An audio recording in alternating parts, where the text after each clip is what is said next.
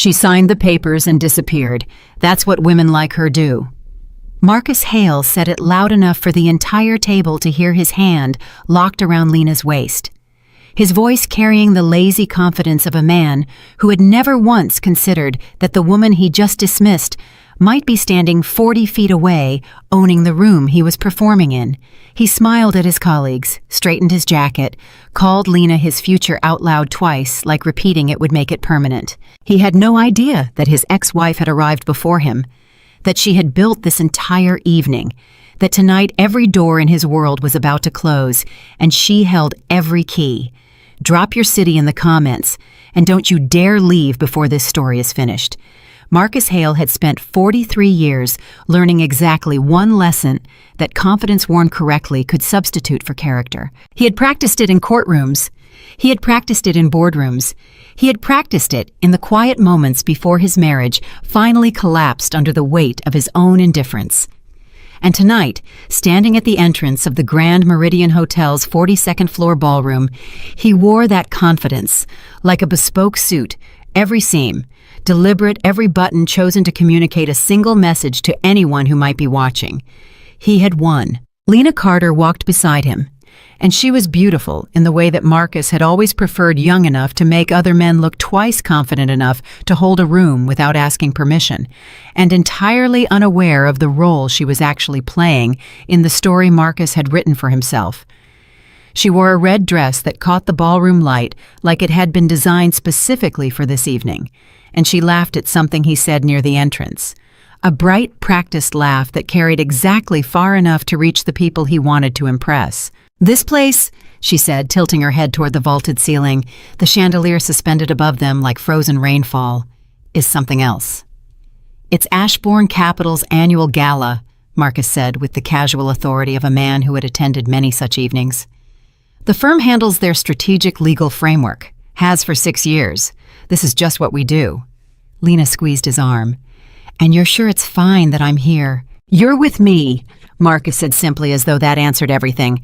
"That's all anyone needs to know."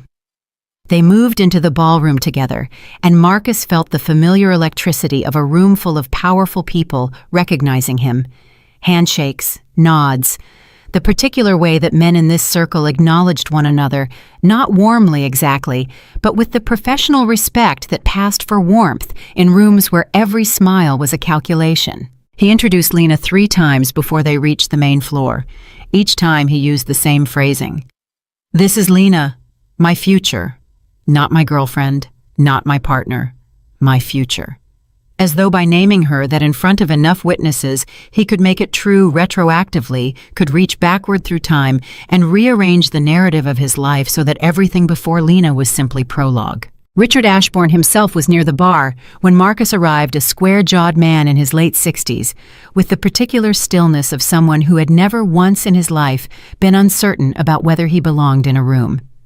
He looked at Lena with the brief, measuring glance of a man who had seen many versions of this exact arrangement, and then he looked at Marcus with something that might have been amusement. "Marcus," he said, "glad you could make it." "Richard." Marcus shook his hand. "Wouldn't miss it, you know that." "And this is," Richard began. "Lena Carter," Marcus said. "She's his future," Lena finished and smiled the way she always did, genuinely enough to disarm, carefully enough to impress. Richard Ashbourne smiled back, and it didn't quite reach his eyes. "Of course," he said. "Enjoy the evening." He moved away before Marcus could read anything more into it, absorbed back into the orbit of other guests, other conversations. Marcus watched him go and told himself the brevity of the interaction meant nothing. Richard was always like that at these events, professionally distant, spreading his attention evenly across the room. It didn't mean anything. It didn't.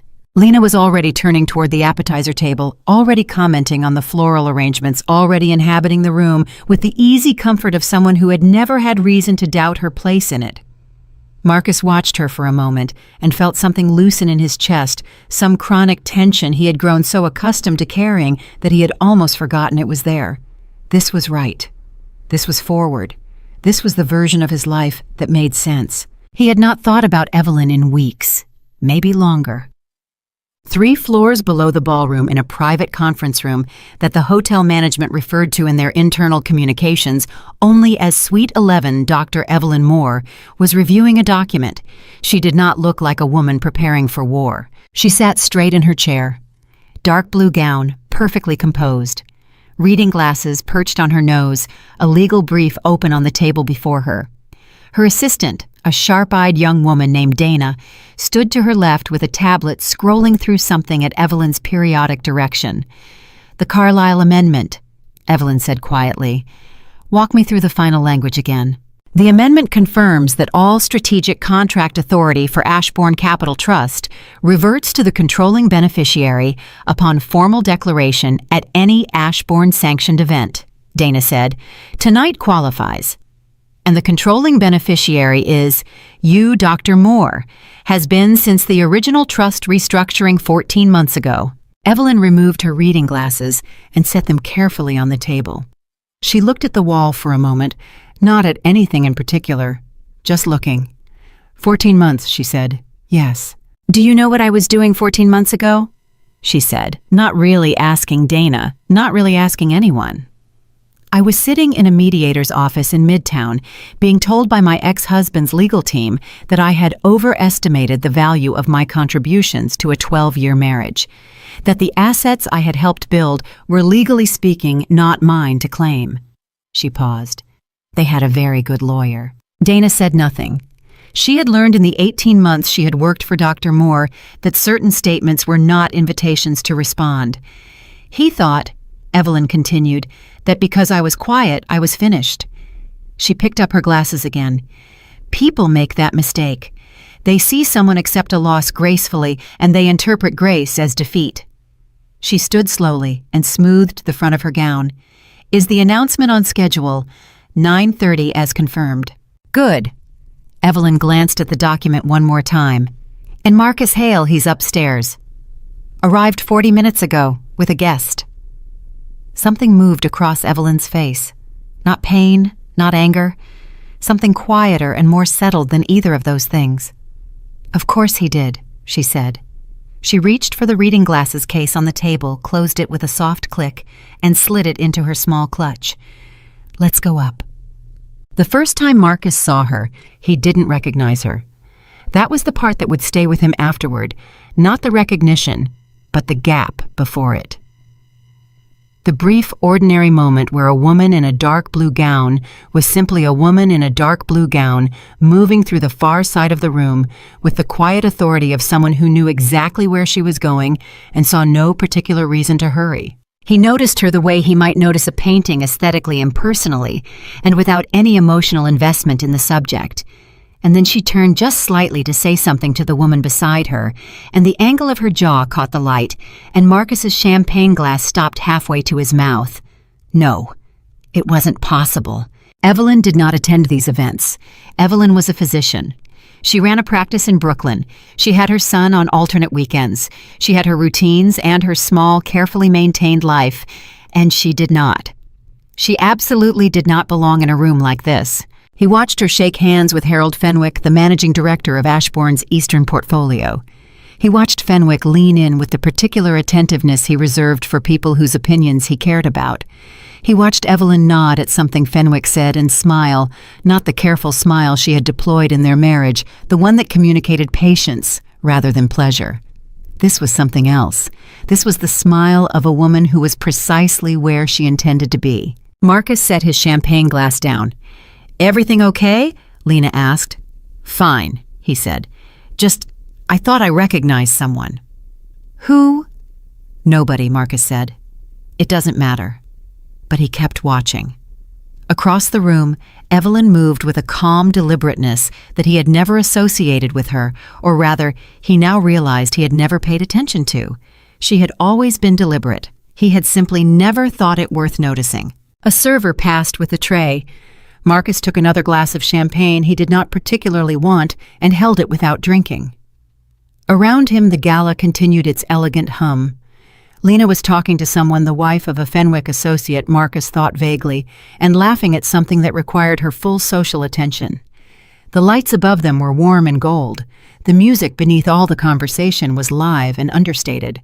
And across the room, Evelyn Moore accepted a glass of sparkling water from a passing server and turned to speak with Richard Ashbourne himself. And Richard this time was leaning in with genuine attention, not the polished distance he had offered Marcus near the bar. Something cold moved through Marcus's chest. He crossed the room before he had fully decided to. He moved between clusters of guests, excusing himself with automatic social grace, keeping his trajectory casual enough that anyone watching might think he was simply circulating. He had almost reached her when she looked up directly at him, without surprise, without any of the flinching uncertainty he had unconsciously expected, and the coldness in his chest deepened. Because she had seen him first. He understood in that instant that she had known he was in the room long before he had seen her. "Evelyn," he said. He had meant to sound easy, casual, in control of whatever this moment was. He did not entirely succeed. "Marcus," she said. The single word was perfectly even, not warm, not cold, not anything that could be characterized as emotional. Just his name returned to him cleanly, like a document he had sent that she was simply acknowledging receipt of. Richard Ashbourne glanced between them with the carefully composed neutrality of a man who knew something worth knowing. "You two know each other," Richard said. "We were married," Marcus said. "For 12 years, Evelyn added with the same clinical evenness. "Marcus, you look well." Yes, I didn't expect to see you here." "No," she said simply. "I imagine you didn't." There was a pause that Marcus could not interpret, and could not fill, and could not escape. Richard Ashbourne excused himself with the practiced smoothness of a man removing himself from a conversation that was about to become someone else's problem. And then Marcus was standing across from his ex-wife at a gala he had attended to establish his own dominance over a chapter of his life, and she was looking at him with an expression he had no category for. Not anger, not sadness, not the particular weary grief he had last seen on her face in the mediator's office when she had looked at the table and not at him for most of 3 hours. She looked at him the way a person looks at a street they used to live on, recognizing it, not wanting it back. "Who did you come with?" she asked. A friend," Marcus said, and then felt immediately the smallness of the correction, the way it exposed something he had not intended to expose. "Someone I've been seeing." Evelyn glanced briefly across the room to where Lena was still engaged in her conversation, red dress, bright as a signal flare against the more muted palette of the evening. Then she looked back at Marcus without any particular expression. "She seems confident." "She is," Marcus said, and heard himself being defensive about it, and hated that he could hear himself. "That's good," Evelyn said. "Confidence is important." And then someone touched her arm, a woman in a gray suit whom Marcus did not recognize, and Evelyn turned seamlessly, naturally fully, the way people turn when they are genuinely glad to be interrupted, and within 30 seconds she was engaged in a conversation that clearly had nothing to do with Marcus Hale. He stood there for one moment, too, and then he turned and walked back to Lena. "You okay?" Lena asked when he returned. "You look like you just saw a ghost." "I'm fine," Marcus said. "Everything's fine." It was not fine. He spent the next hour trying to explain to himself why it was fine while watching Evelyn move through the room with the ease and authority that he did not have a framework for. She spoke with the Ashbourne senior partners. She spoke with 2 women from what Marcus recognized as a major East Coast Foundation women whose names appeared on buildings. She accepted a brief interview from a photographer near the event registration table, smiling without effort, answering whatever question the photographer's companion asked her, with the relaxed fluency of someone accustomed to being asked. Marcus introduced Lena to 3 more people and heard himself say, "my future," 2 more times and felt the phrase flatten and lose meaning with each repetition. At 7:52, he found himself standing beside James Carver, a senior associate at the firm near the windows overlooking the city below. "Did you know Evelyn Moore was going to be here?" Marcus asked, keeping his voice low and conversational. James looked at him. Yeah, I assumed you knew." "Why would I know?" James made a careful face. "I just thought with her connection to the trust that you'd—" He stopped, seemed to recalibrate. "It's nothing. Forget I said anything." "What connection to the trust?" Marcus said. James Carver had the expression of a man who had just realized he was standing at the edge of something very deep. "Marcus," he said carefully, "maybe you should talk to Richard tonight, before 9:30. "Why 9:30? But James was already stepping away, already finding somewhere else to be, already performing the universal social gesture of a man who had said too much and was no longer available to say more. Marcus watched him go. 9:30. He turned to look for Evelyn and found her near the center of the room, speaking to a small cluster of people who were paying her the specific kind of attention that Marcus recognized the attention people paid to the person in the room who mattered most. He went to find Richard Ashbourne. Richard was not available.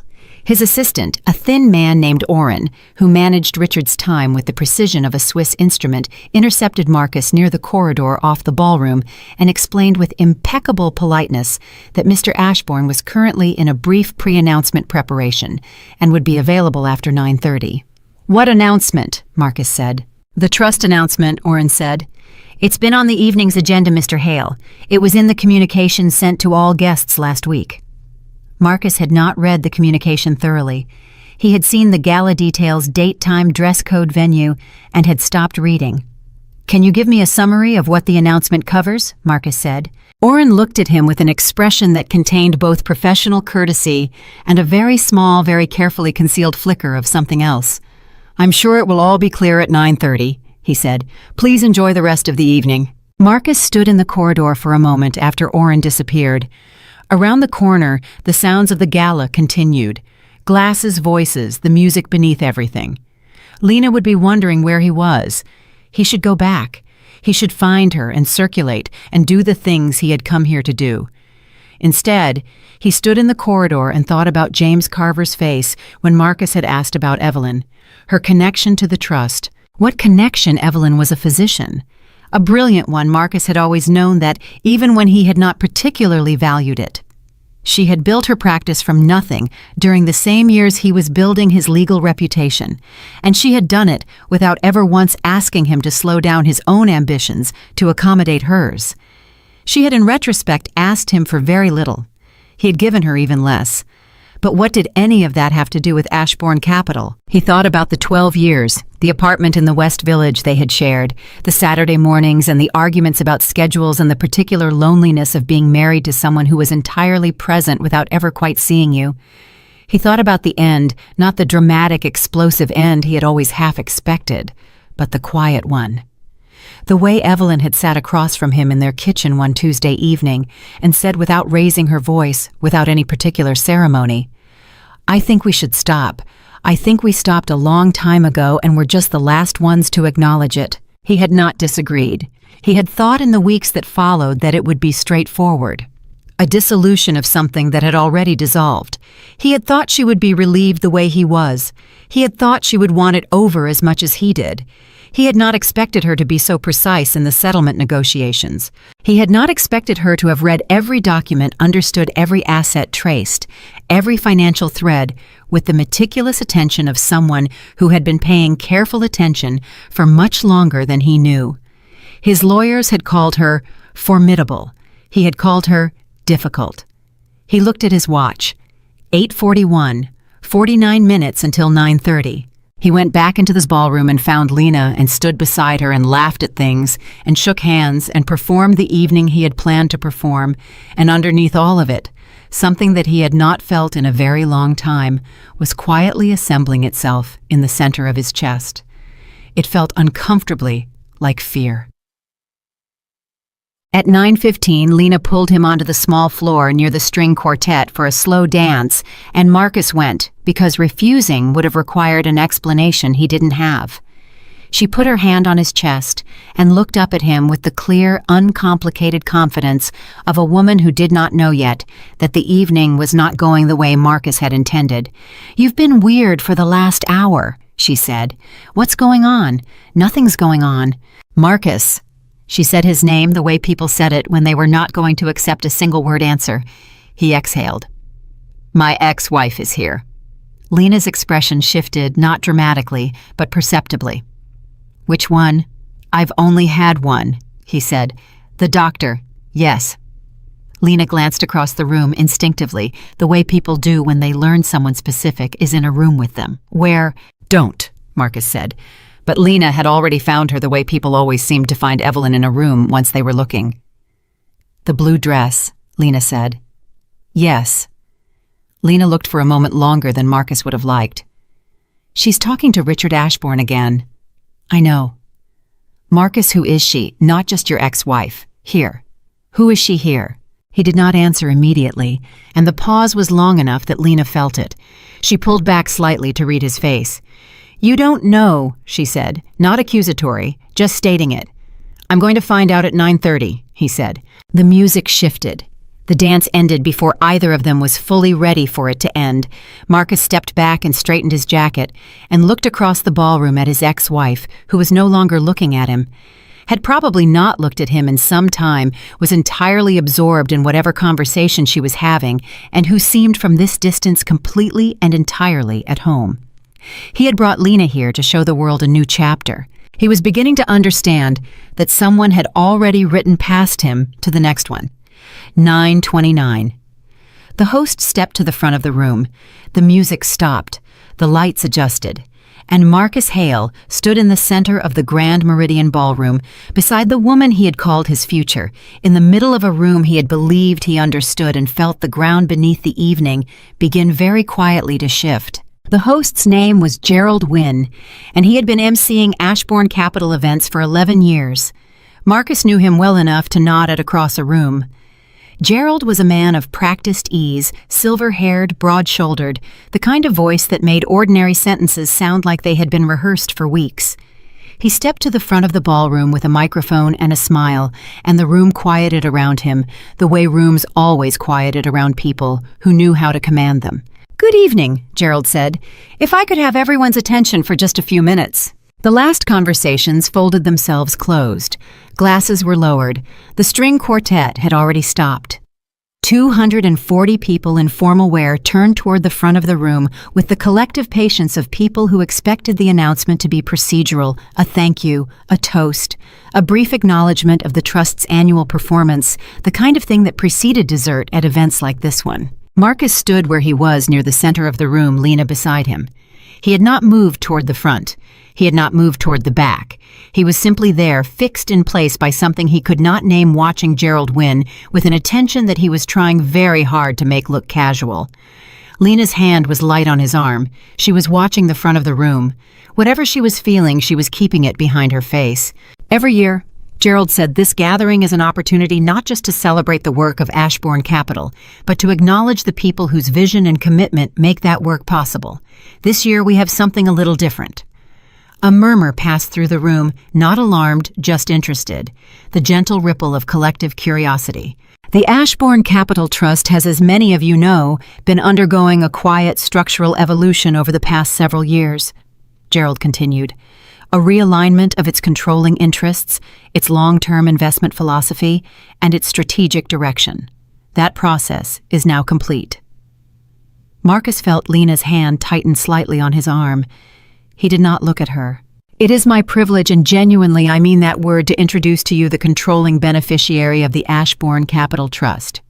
A physician, a philanthropist, and as those of us who have had the honor of working with her over these past 14 months have come to understand one of the most quietly formidable architects of long-term strategy I have personally ever encountered. Something dropped through Marcus's stomach like a stone through still water. "Ladies and gentlemen," Gerald Wynne said, "Dr. Evelyn Moore." The applause was immediate and genuine, not the polite, rhythmic applause of a room fulfilling a social obligation, but the real kind, the kind that meant something, that came from people who had been waiting for this moment and were glad it had arrived. Evelyn walked from the right side of the room toward the front. She walked the way she always walked, straight-backed, unhurried, without the performance of confidence that most people substituted for the real thing.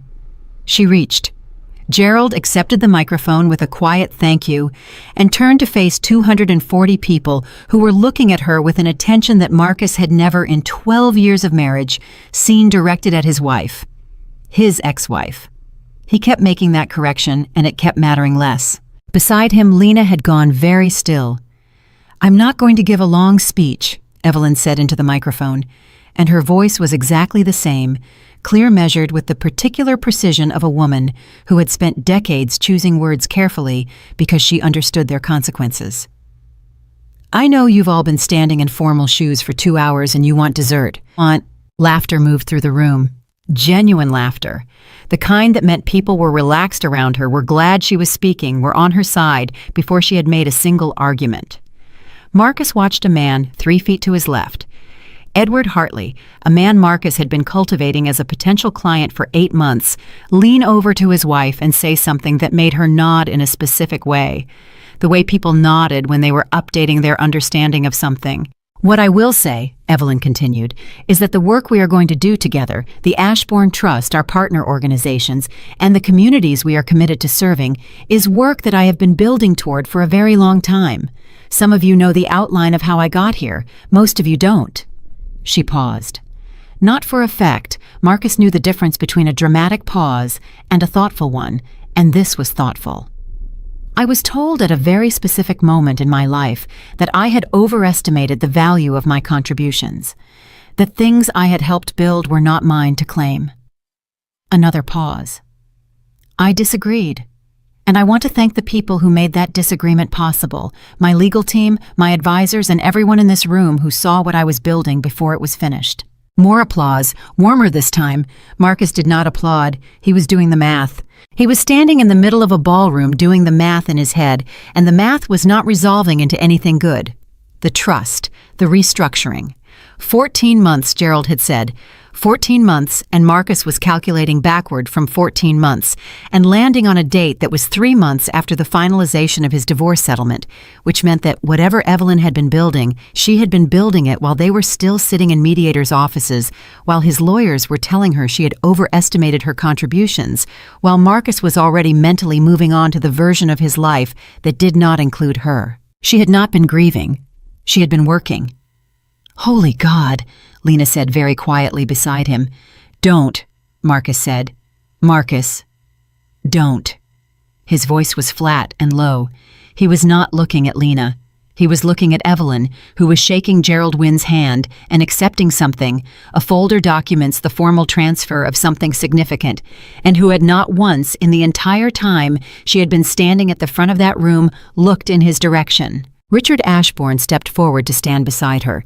He put his hand briefly on her shoulder, the gesture of a man acknowledging a peer, and said something into a second microphone about the future direction of the trust, about capital allocation, about strategic partnerships, and long-term community investment. Marcus heard the words without absorbing them. He was watching Evelyn's face. She was listening to Richard with the focused attention she had always brought to things she considered worth her time, and her expression was composed and confident and completely at peace. And Marcus felt something tear open in the center of his chest that he did not immediately have a name for. It was not regret. He told himself it was not regret. It was the particular shock of realizing that a story you believed you had been the author of was actually someone else's entirely, and you had only ever been a minor character in it, and the real protagonist had been working the whole time in rooms you had never thought to look into. Richard finished speaking. The applause this time was prolonged, and then Evelyn leaned forward to the microphone one more time, and the room quieted again with that same immediate attentiveness, and she said 5 words that Marcus would spend the next year trying to forget. "The contracts are being restructured." She did not look at him. She did not need to. Every partner from Marcus's firm who was in that room, 4 of them scattered across the ballroom, went still in the specific way that lawyers went still when they heard language that had direct financial consequences for them. The Ashbourne Trust will be transitioning all strategic legal representation to a new partnership framework beginning in the first quarter, Evelyn said in the same clear, measured tone she had used for everything else. "Our current partners have been notified through formal channels. We are grateful for their service and wish them continued success." Formal channels. Marcus thought about the email notifications that had been sitting in his firm's administrative inbox, the ones his assistant filtered, the ones he had not read because he had been focused on other things, more important things, the gala itself, Lena, the evening he had been planning. "Thank you all," Evelyn said. "Enjoy the rest of the evening." She handed the microphone back to Gerald and stepped away from the front of the room, and the applause followed her, and Marcus stood in the center of 240 people celebrating the woman he had once decided was replaceable, and the stone that had dropped through his stomach at the beginning of the announcement had hit the bottom now, and everything above it was falling. Lena spoke first. "Your firm," she said. I know what she just did." "Marcus, that's those contracts are what half your practice, more than half." "I know what the contracts are." "Then why are you just standing there?" He didn't answer because he didn't have an answer. He was standing there because he was trying to understand the architecture of something that had been built in the time he had not been paying attention. And the architecture was vast, and he was only now seeing the full shape of it. And the shape was not what he had told himself the shape would be. He excused himself from Lena, not gently, not with any particular grace, just a hand on her arm and a brief, "I need a moment." And he moved through the dispersing crowd, through the small eddies of conversation that were forming around the announcement, like water reforming after a stone, toward the right side of the room, where Evelyn had been heading. She was with Dana, her assistant. Two other people, a man and a woman Marcus didn't recognize, were completing what looked like a brief professional exchange, nodding, shaking hands, withdrawing. By the time Marcus reached Evelyn, they were gone. Dana looked at him, then at Evelyn. "It's fine," Evelyn said quietly to her assistant. "Give me a few minutes." Dana withdrew. Marcus and Evelyn stood in a small cleared space near the windows, and the city was visible below them, all those millions of lights doing what they always did, indifferent to everything happening above them. "You knew I was going to be here," Marcus said. "Of course," Evelyn said. "Did you plan this?" "The announcement tonight specifically." "The announcement was always scheduled for this event," she said. "The Trust's annual gala is the appropriate venue for a formal declaration. That's been true for as long as Ashbourne has held this event." Evelyn. "I did not schedule the announcement around your attendance, Marcus, if that's what you're asking," she said with the same evenness she had maintained all evening. "You are not the organizing principle of my decisions. You haven't been for some time." That landed. He felt it land and could not pretend otherwise. "The contracts," he said. "The formal notification, when was that sent?" 3 weeks ago. "To whom?" "Your firm's managing partner and your administrative director, the standard notification chain for legal partnership transitions. I wasn't notified directly." "You're not the managing partner," Evelyn said simply. "The notification went to the appropriate parties. What happened to it inside your firm after that is not something I control." He was quiet for a moment. Around them, the room was still processing the evening voices rising and falling, the string quartet resuming with something appropriately understated servers, moving through the crowd with fresh drinks. The world was continuing. "You built this," Marcus said finally. While we were divorcing, yes," Evelyn said. "And before that, actually, I've been working with Ashbourne's investment team for 4 years, Marcus. The trust restructuring began during our last year of marriage." 4 years. He looked at her. "You never said anything." "You never asked," she said, not with bitterness, just with the factual precision of a woman reporting something that was simply true. "You knew I was working on something. You saw the hours, the calls, the travel. You chose to interpret it as my medical practice expanding." A brief pause. "It was more convenient, I think, to have a version of me that was only a doctor and a wife. The other version was harder to manage." "What other version?" "This one," she said. The words were so simple that for a moment he didn't fully register their weight. And then he did, and the weight of them was considerable. He had built a story in his head about who Evelyn was. He had been so certain of that story, so certain, that he had looked at her for 12 years and seen the version he had decided she was not the version she actually was. He had seen a wife, a physician, a woman who was ultimately manageable. He had not seen the person who was currently standing in front of him, having just restructured the financial architecture of his professional life. "What happens to my firm?" he said. "That depends on your firm," Evelyn said. "The transition is a 12-month process.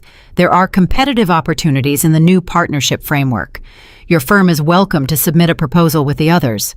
"With the others," he repeated. "Yes. You're telling me we can apply for a fraction of what we had." "I'm telling you, there's a process," she said. "What your firm chooses to do with that information is not my responsibility." He looked at her for a long moment. The room around them felt very far away. "You planned this," he said again, but the accusation had less force this time. He could hear it himself, the way the sentence had shifted from an attack to something closer to a statement of reluctant comprehension. "I built something," Evelyn said. "I've been building it for years. The fact that it intersects with your professional life is a consequence of the way business works in this city, not a plan targeting you specifically." She looked at him directly, clearly, without flinching. "You were in this world long before I was. I simply learned to navigate it better." Someone was approaching a woman Marcus vaguely recognized from the Ashbourne board, and Evelyn turned toward her with the ease of someone shifting between conversations, extending her hand, her voice shifting warmly into a different register. Marcus stood there for one moment more, and then he stepped back, because there was nothing else to do, and because Evelyn had already moved on. He found Lena by the bar. She had a drink. Not her usual choice, something stronger. She looked at him when he arrived and read his face with the quick intelligence he had always found attractive in her, and her expression settled into something that was not quite sympathy. "How bad?" she said. "I don't know yet," he said honestly. "Marcus." She set her glass down. "Who is she? Not the press release version. Who actually is she?" He thought about how to answer that. 12 years, 2 apartments, 1 son, 1,000 arguments about things that had seemed important at the time. The Tuesday evening in the kitchen, when she had said we should stop without raising her voice, without drama, with only the quiet certainty of a woman who had already done the math and arrived at the only logical conclusion. "She's someone I underestimated," he said. Lena looked at him for a long moment. "For how long?" "Apparently," Marcus said, "for most of the time I knew her." Lena picked up her drink again. She didn't say anything to that, and her silence was in its own way a kind of verdict. Marcus looked back across the room. Evelyn was visible. She was always visible now in a way she had somehow not been for years, even when she was standing right beside him. And she was laughing at something the board member had said, a full, unguarded laugh, and she looked like a woman who was exactly where she was supposed to be, doing exactly what she had always been capable of doing in a room full of people who understood her value. He had a memory then, sharp and unbidden. 4 years ago, which Evelyn had just told him was when the trust work had begun, he had come home late on a Wednesday to find her at the kitchen table with a stack of documents and her laptop open to a spreadsheet. He had asked her what she was working on. She had said financial analysis, a consulting project, something for a client. He had said, "I didn't know you took consulting work." She had said, "I've been expanding what I do." He had said, "Sounds complicated," and had gone to get a glass of water and had not asked a single follow-up question. He had not asked, because he had already decided who she was, and consulting work did not fit the version of her he had filed away, so he had simply not incorporated it, had let it pass through him without leaving a mark. Sounds complicated. He had said that. 4 words, and then he had moved on. And she had sat at that kitchen table with the architecture of this evening taking shape in her hands, and he had walked past it without seeing it, and then he had gone to bed. His phone buzzed. He looked at it. A message from Daniel Foss, his managing partner. Short, 3 words. "We need to talk." Marcus put his phone in his pocket. Across the room, a photographer was taking a picture of Evelyn with Richard Ashbourne and 2 board members. Evelyn was not performing for the camera. She was simply standing with the people she was standing with, and when the photographer raised the lens, she gave the camera the same clear, direct attention she gave everything else. Not smiling for the camera, just present, completely and fully present in a way that Marcus was only beginning to understand he had never been. Lena touched his arm. "There's a car," she said. "I called one. I think I want to go." Marcus looked at her. In the light of the ballroom, she looked younger than he had been thinking of her. She looked like what she actually was, a 29-year-old woman who had come to an event she had not fully understood, who had spent the evening watching a story unfold that she had not been given the context for, and who was now making a reasonable decision about where she wanted to spend the rest of her night. "Okay," he said. "Are you coming?" He looked back at the room, at Evelyn at the photograph being taken, at Richard Ashbourne's hand briefly on her shoulder again, the acknowledgement of an equal. "I need a few more minutes," he said. Lena looked at him for a long moment. Then she nodded a single nod, careful and final, and she gathered her things, and she walked toward the elevator, and the red dress moved through the crowd, and then it was gone. Marcus stood alone for the first time all evening. He stood in the center of a room he had believed was his, in the middle of a narrative he had believed he was writing, and the stone had long since hit the bottom, and the falling had long since ended, and what was left was simply the stillness of a man standing in the aftermath of something he had not seen coming. His phone buzzed again. Daniel Foss. Then a third message from the firm's administrative director. Then a call from a number he recognized as belonging to their largest remaining client. He let it go to voicemail. Across the room, Evelyn Moore accepted a glass of water from a passing server, said something that made the people around her laugh again, and did not look in his direction. She had stopped looking in his direction some time ago. He understood standing there in the warm gold light of a room she controlled that this was not something that had happened tonight. This was something that had been happening for years. He had simply been the last to understand it. The music continued. The room continued. The city below continued with its million indifferent lights. And Marcus Hale stood in the stillness of a man who had just walked into someone else's story and realized far too late that he had never been the one holding the pen. His phone buzzed a fourth time. He turned and walked toward the exit. Behind him, the applause started again. Another toast, another acknowledgement, another moment of the room giving itself to the woman standing at the center of it. He did not turn around to look. He walked through the ballroom doors and into the corridor and pressed the elevator button and stood waiting with his hands in his pockets and his face completely still. The elevator arrived. He stepped in. The doors closed behind him. And in the ballroom above, Evelyn Moore raised a glass with the people who had understood her all along. The elevator doors opened on the lobby, and Marcus walked out and kept walking. He did not stop at the coat check. He did not stop at the front desk.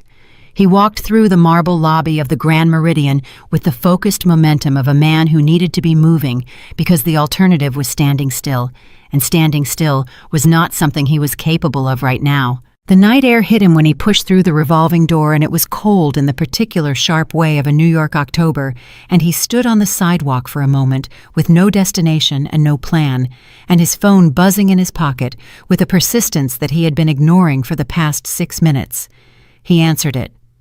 "Daniel," he said. "Where are you?" Daniel Foss's voice was controlled in the specific way that meant he was working very hard to keep it controlled. Daniel was 61 years old and had been practicing law for 34 years, and Marcus had heard him raise his voice exactly twice in a decade of partnership. Both times had involved 7-figure consequences. "Outside the hotel," Marcus said. "Just left." "You left the gala?" "Yes." A pause. "Were you there for the announcement?" "I was there," Marcus said. "Then you know." Not a question. "I know." Another pause, longer this time, the kind of pause that meant Daniel was choosing his next words with the same precision he chose words in depositions, carefully, deliberately, with full awareness that they were going to matter. "The notification came in 3 weeks ago," Daniel said finally. "Claire flagged it and sent it up the chain. I saw it Monday." Monday, 4 days ago. "You saw it Monday," Marcus said slowly, "and you didn't—" "I was going to talk to you Thursday," Daniel said, "after the Kellerman filing. I didn't think the gala was going to be where this conversation happened." Marcus pressed his free hand against his forehead. The cold air was not helping the way he had hoped it would. "How bad is it?" "The Ashbourne work is roughly 38% of our current annual billings," Daniel said. "The real estate portfolio reviews alone are, Marcus, you know the numbers. Tell me anyway, combined. We're looking at somewhere between 2.3 and 2.7 million in annual revenue attached to those contracts, maybe more when you factor the secondary referral network." Marcus said nothing. "The new framework she's proposing, the competitive submission process, we can apply," Daniel continued. "We have the credentials. We have the history with the trust. That's not nothing." "But—" Daniel was quiet for exactly 1 second. "But she controls the selection process. Her team does. And the way the transition language is written, I had our contracts person read it this afternoon. There's nothing that obligates them to wait prior relationships. It's a clean, competitive field. Everyone starts even. Everyone starts even. Marcus looked up at the hotel facade above him. 42 floors of warm light. Somewhere up there, 240 people were finishing their dessert and circulating and talking about Evelyn Moore with the energized attention of people who had just witnessed something they would be describing to their colleagues for the next 3 weeks. I need some time to think, Marcus said. Take tonight, Daniel said. But Marcus, I need you in the office tomorrow morning, 8 o'clock. We need to talk through this with the full partnership before anything else moves. I'll be there. And Marcus. A pause. Was she there tonight? She ran the announcement herself. Silence on the line. The particular silence of a man updating a significant piece of information. She was in the room. She was at the front of the room, Marcus said. She had the microphone. Daniel exhaled, just once. The single controlled exhale of a 61-year-old man processing something he had not anticipated. I'll see you at 8, he said, and ended the call. Marcus stood on the sidewalk with his phone in his hand. A cab moved past. A couple exited the hotel behind him, laughing at something the woman's heels clicking on the pavement as they turned toward wherever they were going. The city was completely indifferent to the particular disaster currently assembling itself inside Marcus Hale's professional life, and he found somewhat to his own surprise that its indifference was almost comforting. He started walking. No destination, just movement, because movement was something. He had walked 2 blocks when his phone rang again, not Daniel this time.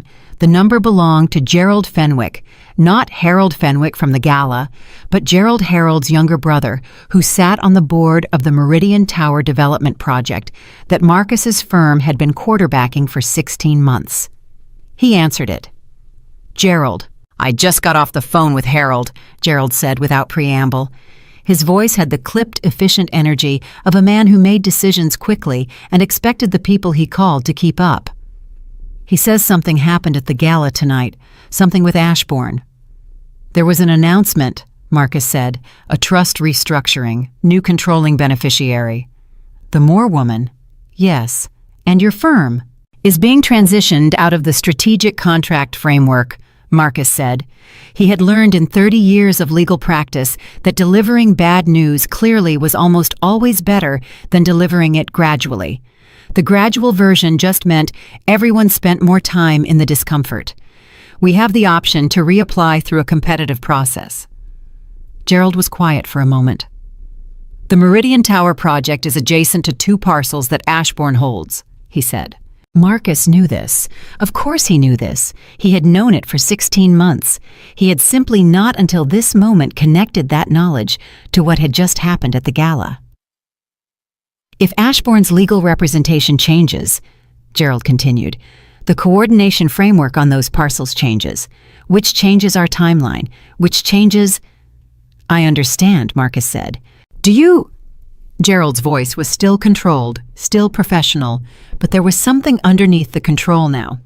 Because from where I'm sitting, Marcus, the firm I hired specifically because of their Ashbourne relationships, has just lost those relationships at a particularly inconvenient moment for my project. The project isn't affected yet, Marcus said. The transition is 12 months. Nothing changes immediately. 12 months in development is not nothing. You know that. A pause. I'm going to need to discuss this with my partners. I'll call you tomorrow. He ended the call. Marcus kept walking. By the time he reached the corner of 48th and 6th, he had received 2 more messages.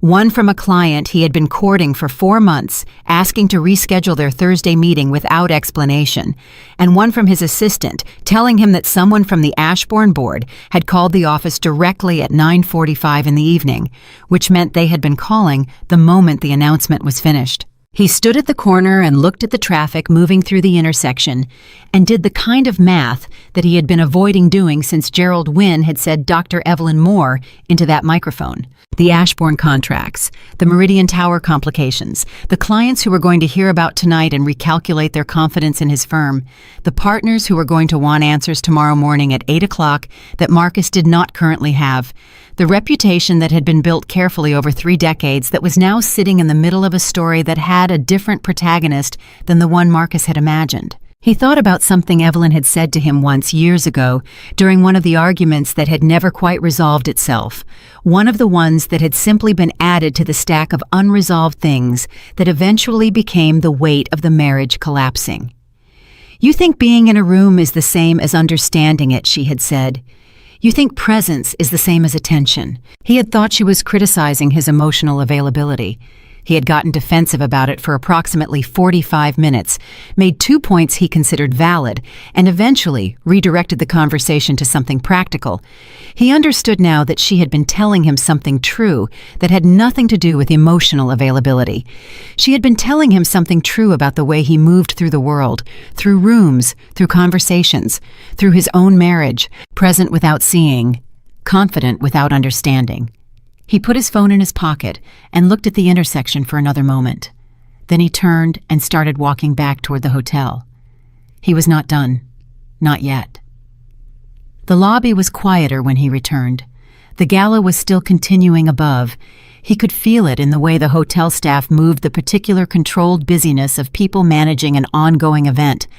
But the ground floor had settled into its ordinary nighttime rhythm. He did not take the elevator to 42. He went to the bar adjacent to the lobby. It was quiet at this hour, a Thursday night, the usual crowd still thin, and he chose a seat at the far end and ordered a scotch he did not particularly want and sat with it. He had been sitting for approximately 8 minutes when he heard heels on marble and looked up and saw Lena Carter. She had not left. Or she had left and come back, he couldn't tell which. She still wore the red dress. Her clutch was in her hand. She looked at him across the bar with an expression that had sometime in the last hour shifted from confusion into something more settled and considerably less comfortable. She sat down next to him without asking. "I thought you called a car," he said. "I did," she said. "And then I sat in it for 20 minutes, and the driver asked me twice if I wanted to go somewhere, and I finally told him I needed another few minutes, and then I came back inside." She looked at him directly. "I needed to say something." "Okay," Marcus said. "I'm not going to be somebody's answer to something," she said. "I need you to understand that." He looked at her. "What does that mean?" "It means I watched you tonight," she said. "From the minute she walked into the room, I watched you, Marcus. And I'm not stupid and I'm not insecure, but I am honest.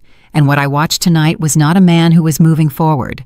What I watched was a man realizing in real time that he'd walked out of a situation he didn't fully understand." She paused. "I've been that situation for someone before. I'm not doing it again." "Lena, I'm not the thing you picked up to prove you were okay after the divorce," she said quietly and clearly. "I thought I was. I thought this was real, and maybe some of it was. But tonight made things clearer." She put her clutch on the bar. "She didn't even look at you. Do you realize that the whole announcement, the whole evening, she never once looked at you like you were the reason she was there.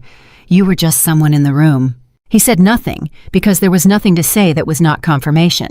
"I think," Lena said, "that you need to figure out what you actually lost before you try to figure out what comes next. And I don't think I should be standing next to you while you do that." She stood. She picked up her clutch. She looked at him for a moment longer with the clear, sad intelligence of a young woman who had understood the evening more quickly than he had. "She's extraordinary, Marcus," Lena said. "I don't mean that to hurt you. I mean it because it's true, and I think you need to hear it from someone who has no reason to protect you from it." She paused. "Take care of yourself." And then she walked out of the bar, and the red dress disappeared around the corner of the lobby, and this time Marcus did not watch the door. He looked at his scotch instead. He sat with it for a long time. At 11:14, his phone buzzed with a message from a number he did not recognize. He almost did not open it. When he did, it was 6 words. "Conference room, 30 minutes. Ashbourne Legal Affairs." He stared at the message. Not from Evelyn. From Ashbourne's internal legal team. which meant this was not personal. This was procedural. This was the institution following through on its restructuring with the same methodical efficiency that institutions used when they were well managed by someone who understood exactly what they were doing. He left money on the bar and went to the conference room. There were 3 of them waiting, 2 attorneys he didn't know, and a woman named Patricia Huang, whom he recognized as Ashbourne's head of legal affairs. She had been in the role for 7 years. They had interacted at quarterly reviews, always professionally, always with the slight distance of people whose organizations had a relationship but who were not personally close. Tonight, she looked at him with the careful neutrality of a professional delivering information she had not written. "Mr. Hale," she said. "Thank you for coming." "Patricia," he sat. "Let's hear it." She was efficient and thorough, and she covered every relevant point without repetition or ornamentation. The transition terms, the timeline, the notification process, and why it had followed the chain it had followed, the competitive framework for the new partnership, the exact scope of what was ending, and the exact scope of what remained possible. Marcus listened to all of it. He asked 4 questions, all of them practical. None of them the question he actually wanted to ask, which was how long had Evelyn been in this building making decisions, and how had he not known, and what did it mean about the nature of attention and blindness that a man could stand inside a story for 4 years and never once look at it clearly enough to see what it actually was. He did not ask that question. It wasn't Patricia Huang's question to answer. "One thing," Marcus said when she had finished. "The controlling beneficiary was her involvement in the trust disclosed publicly at any point prior to tonight." Patricia looked at him carefully. "Dr. Moore's involvement in the investment advisory capacity was noted in trust documents filed 14 months ago," she said. "The full scope of her beneficiary status was disclosed tonight per the trust's formal announcement protocol." 14 months ago, Marcus said. "The advisory filing was inaccessible. All trust documents are filed with the appropriate regulatory bodies and available for public review." He nodded slowly. "So anyone who looked," he said, "could have seen it." Patricia said nothing, which was itself an answer. Anyone who looked. He had not looked. It would not have occurred to him to look, because the version of Evelyn he had carried in his mind had not been a person connected to Ashbourne Capital Trust documents. She had been a physician. She had been his ex-wife. She had been a settlement, a Tuesday evening in a kitchen, a chapter that was finished. He had not looked because he had already decided what he would see if he did. The meeting ended at midnight. Marcus took the elevator down alone and walked out of the hotel for the 2nd time that night, and this time when the cold air hit him, it did not feel sharp. It felt simply like temperature, like reality, like the ordinary air of a city that had been going about its business all night while his certainties collapsed one by one in a ballroom 42 floors above. He got into a cab. The driver asked him where he was going. Marcus gave his address, the apartment on the Upper East Side that he had moved into 18 months ago after the divorce, that still felt slightly provisional in the way that apartments felt when you had chosen them for practicality rather than for any sense that they were where you were supposed to be. The cab moved through the nighttime city. Marcus looked out the window and thought about Lena's voice saying she's extraordinary, and thought about Daniel's voice saying 2.3 to 2.7 million, and thought about Patricia Huang's voice saying anyone who looked could have seen it. He thought about Evelyn's voice, the way it had sounded through the microphone at the front of the ballroom, the particular calm authority of it, the way the room had gone quiet for her not because she demanded it, but because she had earned it, and the room understood the difference. He had heard that voice for 12 years. He had heard it across kitchen tables and in arguments and in the specific exhausted register of late-night conversations when 2 people are trying to reach each other across a distance that has been growing too long for either of them to remember when it started. He had heard it and he had understood it as the voice of his wife. He had not heard the architecture underneath, the capability, the particular disciplined intelligence of a woman who had been building something significant in every hour he had not been paying attention. The cab stopped at a red light. Marcus looked at his phone. 11 missed calls, 14 messages, 3 from Daniel, 2 from Gerald Fenwick, 4 from clients, 1 from his son. He opened his son's message first. It was short. Aiden was 22 pre-law at Georgetown, and he had his mother's economy with words. The message said, "Heard about the Ashbourne thing. You okay?" Marcus stared at it. Aiden had heard, which meant the story had already moved outside the walls of the Grand Meridian Ballroom and into the networks that these things moved through.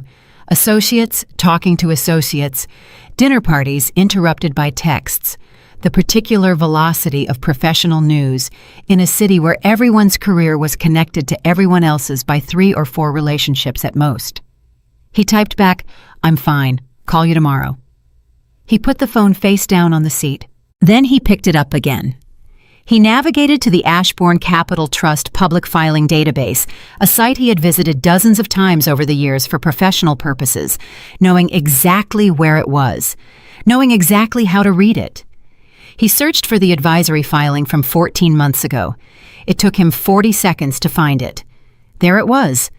Document reference filing date advisory capacity, name of the consulting party, Dr. Evelyn Moore. Right there, filed 14 months ago, available to anyone who looked. He had never looked. The cab stopped in front of his building. Marcus paid and got out and stood on the sidewalk in front of his building. A building he had chosen because it was convenient and quiet and close to his office. A building that contained an apartment that was comfortable and well-furnished and completely devoid of any particular evidence that it was loved, and he looked at it for a moment. He had chosen everything in his life for practicality and forward momentum and the particular satisfaction of visible achievement. And he had told himself for years that was enough, that the version of himself that had made those choices was the correct version, the honest version, the version that other people would eventually recognize as the right one. He had not been paying attention. He had been present without seeing for years, and the price of that inattention was now being calculated in conference rooms and phone calls and missed notifications and a competitive process that started everyone, even including the man who had held the relationship for 6 years and had simply not understood what that relationship was built on. He went inside. The lobby was quiet. The elevator was quiet. The hallway was quiet. His apartment was quiet in the particular way of places where one person lives and has lived alone long enough that the silence has stopped feeling temporary. He hung up his jacket. He put his phone on the kitchen counter. He stood in the kitchen for a moment, thinking about kitchens, unavoidably thinking about a different kitchen on a Tuesday evening, thinking about the way Evelyn had said, "I think we should stop," with the same clarity she had brought to everything else. And then he pulled out a chair and sat down. He did not reach for a drink. He did not turn on the television. He did not open his laptop. He sat in the quiet of his apartment, and he let the evening be what it was. The announcement. Richard Ashbourne's hand on Evelyn's shoulder. Gerald Wynne saying controlling beneficiary. Lena's red dress disappearing around the corner of the lobby. Patricia Huang's voice saying anyone who looked. His son's text message saying, "Are you okay?" The filing from 14 months ago right there in the database, right there for anyone. He sat with all of it. At 1:40 in the morning, his phone buzzed one more time. He did not move immediately. When he finally reached for it, it was a news alert from a legal industry publication, a trade outlet that covered major moves in corporate law with the same dutiful speed that sports outlets covered trades. The headline read, "Ashbourne Capital Trust announces major restructuring under new controlling beneficiary. Dr. Evelyn Moore, strategic legal contracts to be reassigned in competitive process." Below the headline, in the brief article that the publication had assembled quickly from the available information, there was a photograph from the evening. Evelyn at the front of the ballroom, the microphone in her hand, Richard Ashbourne to her left, the room of 240 people giving her their full attention. She looked in the photograph exactly as she had looked in person, composed, certain, completely at ease inside the authority she had built for herself in the hours and years that Marcus had not been watching. He set the phone down, and he sat in the kitchen of his too-quiet apartment, and for the first time in a very long time, Marcus Hale did not try to move forward or redirect or reframe. He simply sat with the weight of a truth he had been avoiding for longer than he could now honestly measure. He had lost something. Not tonight, not in the mediator's office, not on the Tuesday evening in the kitchen. He had lost it gradually across years. one unasked question at a time, one unconsidered assumption at a time, one moment of not looking when looking was available to him. He had lost it by deciding who she was before he understood who she was. And the most honest thing he had faced all evening, more honest than the announcement, more honest than Patricia Huang's careful explanations, more honest than Lena's final words in the bar, was the knowledge that the loss had been entirely his own making. Outside, the city continued its indifferent business. The lights did what they always did. The traffic moved. The hours passed. Marcus Hale sat in his kitchen and understood for the first time the full geography of what he had failed to see. He did not sleep. He sat at the kitchen table until 3 a.m, and then he moved to the couch, and then he went back to the kitchen, and at 4:15 he made coffee. He did not drink, and stood at the window watching the city do what it always did. Continue indifferently, without any particular interest in the interior collapse of the man watching it from the 14th floor. At 5:40, he showered. At 6:30, he put on a suit. At 7, he left for the office an hour before he needed to be there, because the apartment had stopped feeling like a place he could stay in. The office was on the 31st floor of a building on Lexington Avenue that Marcus had walked into for the first time 22 years ago as a junior associate carrying a briefcase and a specific hunger that he had mistaken for most of those 22 years for ambition. He had made partner at 38. He had his name on the door at 41. He had, in the language of the legal world, he had built his identity inside arrived. He arrived now at 7:03 in the morning, and the receptionist wasn't in yet, and the hallways were empty, and his footsteps echoed in the particular way of empty offices, which was the way of places that existed only in relation to the people who filled them. He went to his office. He sat at his desk. He looked at the city through his window, a different angle from his apartment, a different slice of the same skyline.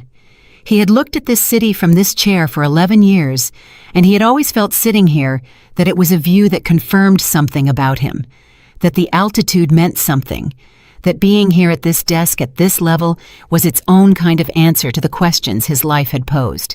He was trying to locate that feeling now and finding only its absence. His computer was open. He navigated without entirely deciding to the Ashbourne Trust public filing database again. He pulled up the document from 14 months ago, the one he had found in the cab last night, the one with Evelyn's name on it, and he read it properly this time. All of it. Every section. It took him 23 minutes. When he finished, he sat back in his chair and looked at the ceiling. The document was meticulous. Evelyn's advisory engagement with the trust, the nature of it, the scope of it, the way it had been structured to transition over time from advisory to controlling beneficiary status, was all there clearly written in language that was precise and purposeful, and that bore the unmistakable quality of something drafted by a team of very good lawyers working for a client who understood exactly what she wanted. She had wanted this for years. She had planned it, built it, documented it, filed it. Every step had been deliberate. Every piece had been put in place with the careful patience of a woman who understood that the most durable things were built slowly in the time when no one was watching. He thought about the moment in the gala when Gerald Wynne had said her name, the way the room had changed, the way Marcus had felt the ground shift beneath everything he thought he was standing on. He had thought in the hours since that what he was feeling was professional devastation. The contracts, the billings, the competitive process that started everyone even. Those were real consequences, and they were serious, and they required his full professional attention, starting in approximately 50 minutes when Daniel walked through the door. But sitting at his desk at 7:20 in the morning, reading for the second time a document that had been available to him for 14 months, he understood that the professional devastation was the smaller thing. It was the visible thing, the thing he could measure and address and build a response to. The larger thing was underneath it, and the larger thing was this. He had sat across from Evelyn Moore for 12 years, and he had not seen her. Not truly, not fully. He had seen the version of her that was useful to him, supportive, capable, present, reliable, and he had not looked past that version into the actual person, because looking past it would have required him to make room for something he had not wanted to make room for. A person that complex, that capable, that quietly ambitious in ways that had nothing to do with him would have been a person he could not easily organize into his story. So he had not looked. and she had built an empire in the looking away. His door opened at 7:58, and Daniel Foss walked in, followed by Sandra Cho, their contracts partner, and a young associate named Reggie, whom Marcus recognized as Daniel's preferred person when he needed someone detail-oriented in a room. Daniel set his coffee on Marcus's desk without asking. Sandra sat in the chair to the right. Reggie stayed near the door with a notepad. "Tell me you slept," Daniel said. "I'm fine," Marcus said. Daniel looked at him with the specific expression of a man who had known him for a decade and was not going to argue about it. "Okay," he said. "Let's go." Sandra had prepared a summary. She walked through it with the efficient precision that had made her the person the firm went to when financial clarity was required. The Ashbourne contracts, their scope, their current status under the transition terms, the competitive framework, the timeline, the other firms likely to submit proposals and their respective strengths and relationships with the trust. Marcus listened to all of it. He asked questions at the appropriate moments. He was on the surface exactly what he had always been in rooms like this, composed, analytical, professionally engaged. Underneath the surface, he was remembering something Evelyn had said to him in the hallway of the mediator's office 3 years ago on the last day of the formal settlement process. It was a small thing, a moment he had filed away and not thought about since. She had said as they were preparing to walk into the final session, "I want you to know that I don't hold this against you, not the way you might expect. I hold it as information." He had not understood what she meant. He had interpreted it as a kind of parting dignity, the thing people said when they were trying to close a chapter gracefully. He had nodded and walked into the room and focused on the settlement terms, information. She had meant it literally. Every piece of the marriage, what it had revealed about Marcus, about what he valued, about how he saw people, about the specific quality of his attention, she had held it all as information. She had not been devastated. She had been studying, and she had taken everything she learned, and she had built something with it. "Marcus," Daniel's voice, "the Kellerman account." Sandra's asking about the Kellerman account. He came back to the room. "Kellerman is stable," he said. "They're not connected to Ashbourne directly. The relationship is with our litigation team, not with me." "Good," Sandra said, making a note. "That's one thing that doesn't move." They spent another 40 minutes going through the list, client by client, relationship by relationship, the ones that were stable, the ones that were complicated by the Ashbourne news, the ones that were already showing signs of reconsideration. Gerald Fenwick called at 9:17 while the meeting was still in progress. Marcus stepped out to take it. "I spoke with my partners this morning," Gerald said. "We've decided to pause the Meridian Tower engagement pending a review of the situation." "Pause," Marcus said. "What does pause mean in terms of timeline?" 60 days, Gerald said. "We want to see how the Ashbourne transition settles before we commit to the next phase of the legal framework. It's not a termination, Marcus. It's a pause." "I understand," Marcus said. "I want to be honest with you," Gerald continued. "I like you. I've always respected your work, but my partners are asking questions about the relationship landscape here, and I don't have good answers for them right now." "What would give you good answers?" A pause. "Time," Gerald said, "and probably clarity on what your firm's standing looks like after the Ashbourne competitive process resolves." Marcus thanked him and went back into his office and told Daniel and Sandra about the Kellerman stability and did not mention Gerald Fenwick's pause because he needed 10 minutes with that information before he shared it with anyone. The meeting ended at 10:30. Daniel lingered after Sandra and Reggie left, standing near the door with his coffee looking at Marcus with the particular expression he reserved for conversations that were not about business. "How are you doing?" Daniel said. "Actually, I've been better," Marcus said. It was the most honest thing he had said to anyone in the firm since walking in that morning. "The announcement was last night," Daniel said. "You found out in the room. That's a hard way to find out." "I should have read the notification," Marcus said. "You should have," Daniel agreed without cruelty. "But Marcus, even if you had, the outcome would have been the same. She controls the trust. The restructuring was going to happen regardless of when you learned about it." "I know," Marcus said. "That's not the part I'm stuck on." Daniel looked at him, waiting. Marcus was quiet for a moment. Outside, the city was doing its mid-morning business. He could hear the phone starting up at the front of the office, the ordinary sounds of a law firm beginning its day. I was married to her for 12 years, Marcus said, and I did not know she was capable of this. Did she hide it from you? No, Marcus said. He said it immediately without hesitation, because it was true, and he had been honest enough with himself in the last 8 hours to be certain of it. She didn't hide it. I just didn't look. Daniel was quiet for a moment. Then he said carefully, "That's a hard thing to sit with." "Yes," Marcus said, "it is." Daniel left. Marcus sat at his desk. He had 17 unread emails and a calendar full of calls he needed to make, and he looked at all of it for a moment, and then he picked up his phone and called his son.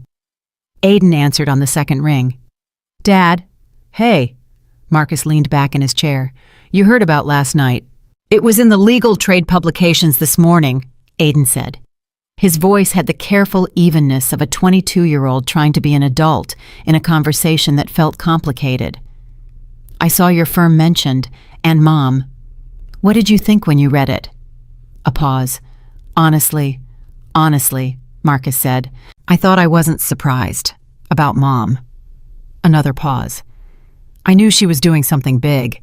She's been working constantly for like 4 years. She never talked about the specifics, but I could see it. The hours, the way she was focused, like she knew exactly where she was going." Marcus closed his eyes for a moment. "Did she ever talk to you about it, about what she was building?"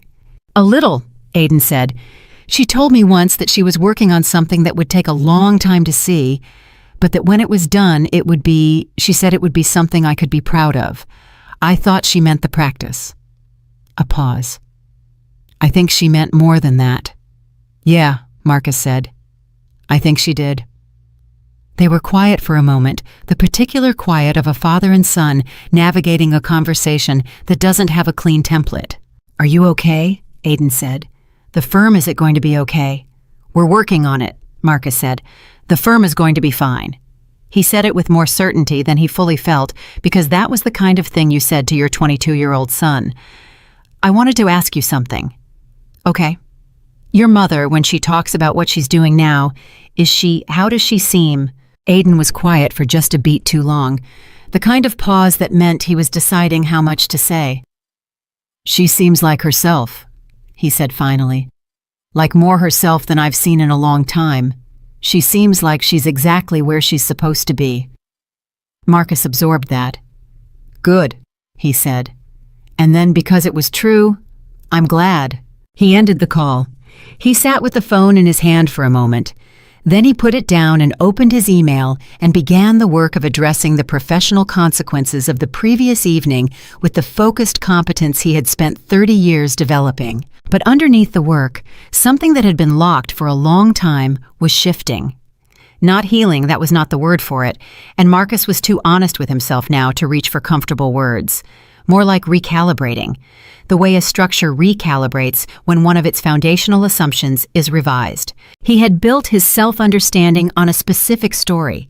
He was the achiever, the driver, the one who moved forward while others stayed put. He had looked at his marriage ending and told himself that Evelyn had been left behind, that she would manage, that the version of her life without him would be smaller than the version of his life without her. He had been wrong about that, with a comprehensiveness that he was only beginning to fully map. At 12:40, his assistant told him he had a visitor. He assumed it was someone from the building, a courier, a client, someone expected. He told his assistant to send them in without asking who it was because he was in the middle of a call, and he gestured toward the chair across from his desk without looking up. The call ended. He looked up. Evelyn was sitting across from him. She was not in the dark blue gown from the previous evening. She was in what she always wore to professional appointments, a clean, well-cut blazer, dark pants, the particular composure of a woman who wore her authority on the inside rather than the outside. She had a leather folder on her knee, and she was looking at him with the expression he had seen at the gala, not warm, not cold, simply present and direct. For a full 3 seconds, Marcus did not say anything. "You didn't call ahead," he said finally. "No," she said. "I thought you might not take the meeting if I did." He couldn't argue with that. He leaned back in his chair. "How did you get past the front desk?" "I told them I was your former wife and that it was important," she said. The receptionist made a judgment call. He almost smiled. Not quite. What are you doing here, Evelyn? She set the leather folder on his desk but didn't open it. I want to talk to you, she said. Not as the controlling beneficiary of the trust, not as your former wife, just as two people who spent 12 years in the same space and need to clear something between them. Now you want to clear something. Now I have the time, she said simply. He looked at her. Really looked the way he had not done for years, perhaps ever, or perhaps had done once a long time ago before he had gotten certain about who she was and stopped looking with any real care. She looked tired. Not the devastated tired of someone who had been through something difficult, the specific tired of someone who had been working very hard for a very long time and had finally completed the hardest part. There was something underneath her composure that was not uncertainty exactly, but that was adjacent to it, something human. Okay, he said, talk. She was quiet for a moment. Then she said, I didn't plan for last night to happen the way it did. The venue, the announcement, the timing, all of that was determined by the trust's schedule, not by me trying to make a point. I know that, he said. Patricia Huang explained the protocol. I know she did, Evelyn said. But I wanted to tell you myself. She looked at her hands for a moment. I also want to tell you that I knew you were going to be there, and I want to be honest about what that means. Which is that when I saw you walk in with her with the woman you brought, I felt something. She said it steadily, but the steadiness had a quality to it that he recognized as the steadiness of someone saying something they had decided to say before they lost the nerve. Not jealousy. I want to be clear about that. It wasn't jealousy, it was grief maybe. The kind you feel when you understand completely and finally that something is over. Not the marriage, I knew that was over, but the possibility. A pause. The version of us that could have existed if we had both been paying attention. The room was very quiet. Marcus felt something move through him, not quite pain, something older than pain, something that lived underneath it. I wasn't paying attention, he said. No, she said. You weren't. But Marcus, neither was I in different ways, for different years. She looked at him directly. I spent a long time being angry, and then I spent a long time redirecting the anger into work, which was more productive but not entirely honest either. I've been thinking in the past few months about what honest looks like when there's nothing left to fight about. Is that what this is? He said. Honest. I'm trying, she said. He was quiet for a moment. Then he said something he had not planned to say that came from somewhere below the layer where planning happened. I read the filing last night, the one from 14 months ago. She looked at him. Okay. I went to the database in the cab on the way home. Found it in about 40 seconds. He paused. It was right there. The whole time. Anyone who looked. Yes, she said quietly. I didn't look, he said. For 14 months I didn't look. And I keep asking myself why, and I keep arriving at the same answer, which is that I had already decided who you were, and the person I had decided you were didn't require me to look at trust filings. He stopped. The person I had decided you were was smaller than who you actually are, and I think I chose that version of you because the actual version was harder. Evelyn looked at him for a long moment. Something shifted in her expression, not softening exactly, more like recognition, the particular look of someone hearing their own interior experience described by another person. Harder how, she said. Harder to be next to, he said. If I'd actually seen you all of it, I would have had to look at myself differently. And I wasn't ready to do that. He met her eyes. I don't think I was ready to do that until about 3 a.m. last night. She was quiet. Outside the city continued. The office phones, the elevator, the ordinary sounds of a building in the middle of a working day. I'm sorry, Marcus said. I know it doesn't rearrange anything.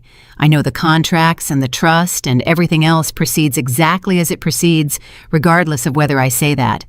But I want to say it because it's true, and because I owe you the truth, even if I'm about 11 years late with it. He paused. I saw you last night, and I understood what I had been standing next to and what I had failed to see, and I'm sorry for that. Evelyn looked at her hands, then at him, then very briefly at the city outside his window. Thank you, she said. And she meant it. He could tell she meant it not as a social grace, not as a closing line, but as a genuine acknowledgement of something she had needed to hear and had not been certain she would. She stood. She picked up the leather folder from his desk. "The competitive process," she said in the different register of a professional addressing a professional, "is genuinely competitive. I want you to know that. There is no predetermined outcome. If your firm submits a strong proposal, it will be considered on its merits." "I know," Marcus said. "I'm not telling you that to give you hope," she said carefully. "I'm telling you because it's true, and because I don't want the personal context of last night to make you assume the professional door is closed. It isn't." "Evelyn, I built what I built," she said quietly, "for me, for Aiden, for the work I believe in, not as a response to you. I want you to understand that clearly." She looked at him. "You were not the reason. You were an education, part of one, but the building was always for its own sake." He nodded. She moved toward the door, hand on the frame. She turned back once, and there was something in her expression that was not quite what he had seen at the gala. Not the composed authority of the controlling beneficiary, but something more personal, more human, more like the woman who had sat across from him in a kitchen on a Tuesday evening and said something quietly true. "Marcus," she said, "for what it's worth, I think you're capable of seeing clearly. I think last night you started." A pause. "That's not nothing. Most people never start." And then she was gone. He stood in his office for a long time after she left. Not sitting, just standing in the middle of the room in the ordinary daylight with the city outside and the office, sounds around him, and the feeling of a man who has just had a conversation that rearranged something fundamental in the structure of how he understood himself. At 2:15, his assistant appeared in the doorway. "Mr. Hale, your 2:30 is confirmed." "Thank you, Michelle," he said. "Give me 10 minutes." She nodded and closed the door. He sat back down at his desk. He opened a new document on his computer. He stared at the blank page for a moment at the cursor blinking in the white space, patient and indifferent, waiting for him to begin. Then he started writing. Not legal language, not professional correspondence, something else entirely. He wrote about the gala, and about the kitchen on the Tuesday evening, and about the cab ride home, and about the filing he had never looked at that had been right there for 14 months. He wrote about the specific weight of understanding something too late, and what that weight felt like when you stopped trying to put it down and simply held it. He wrote until the 2:30 arrived, and then he stopped, and he saved the document under no particular name, and he closed it, and he put on the face of a man who had work to do. Because he did have work to do. The proposals, the clients, the firm, the professional life that was going to require rebuilding in some dimensions and defending in others. That was all real, and it was all his responsibility. But underneath the work, something had changed that was not about the work. He had started seeing. Imperfectly, incompletely late in the way that men like him were always late to the things that mattered most. But he had started, and in the quiet spaces between the calls and the meetings and the emails that filled the rest of that Thursday, Marcus Hale carried the weight of what he had finally learned to look at, and he did not put it down, and he did not look away. The weeks after the gala moved, the way weeks moved when a life was being reorganized, whether you wanted it to be or not, fast in the moments that required decisions, slow in the moments when you were left alone with the consequences of them. Marcus threw himself into the work. That was what he knew how to do, and in the absence of anything else he was certain of, he did it with a focus that his partners acknowledged and his associates found slightly unnerving. He was in the office before anyone else arrived. He stayed after most people left. He read every document, answered every email, made every call that needed making, and built the framework for the firm's competitive proposal to the Ashbourne Trust, with the meticulous care of a man who understood that this time, unlike the last time, he could not afford to not look. Daniel watched all of this from a careful distance. He said once in the second week, "You know you're allowed to take a breath." Marcus said, "I know," and kept working. The proposal took 6 weeks to prepare. Sandra Cho led the drafting. Marcus reviewed every section, pushed back on 3 arguments he considered weak, and added a section that had not been in the original outline, a section about the firm's vision for community investment alignment, which was not standard legal proposal language, but which Marcus believed was necessary, given who would be reading it. He submitted it on a Tuesday morning in November. And then he sat at his desk and felt the particular emptiness of a completed task, which was different from relief and different from satisfaction, and was mostly just the sudden absence of the thing that had been filling all the space. He went home at a normal hour for the first time in 6 weeks. His apartment was exactly as he had left it. Quiet, functional, carefully maintained, and missing the quality that distinguished a home from a place where someone lived. He had been aware of this quality's absence since he had moved in, but had been too busy or too avoidant, or both, to address it. Tonight he stood in the kitchen and looked at it and thought about what it would take to make a place feel like it was actually his. He had no immediate answer, but the fact that he was asking the question felt like something. His phone rang. Aiden. "Did you submit the proposal?" Aiden said. "This morning," Marcus said. And now we wait," Marcus said. 60 days for first-round responses. "You'll get it," Aiden said, with the confident brevity of a 22-year-old who believed in his father with a faithfulness Marcus was not certain he had earned. "We'll see," Marcus said. "How are your classes?" "Fine, Dad." "I wanted to ask you something." A pause. "Have you talked to Mom since—" "Once," Marcus said. "She came to my office about 3 weeks ago." Aiden was quiet for a moment. "She told me." "She told you. She came to the office. She tells me things." Aiden said simply, not accusatory, just a statement of fact about the nature of his relationship with his mother, which was apparently more open than Marcus had understood. "She said you apologized." Marcus was quiet. "She said it was the most honest conversation she'd had with you in years," Aiden said. "Maybe ever." Another pause. "I don't say that to hurt you." "I know you don't," Marcus said. "I say it because I think you're different now, from when I was growing up, from how you were during the divorce. I think something shifted, and I think Mom sees it too, even if she's not going to—" He stopped. "Even if things are what they are." "Things are what they are," Marcus said quietly. "Yeah."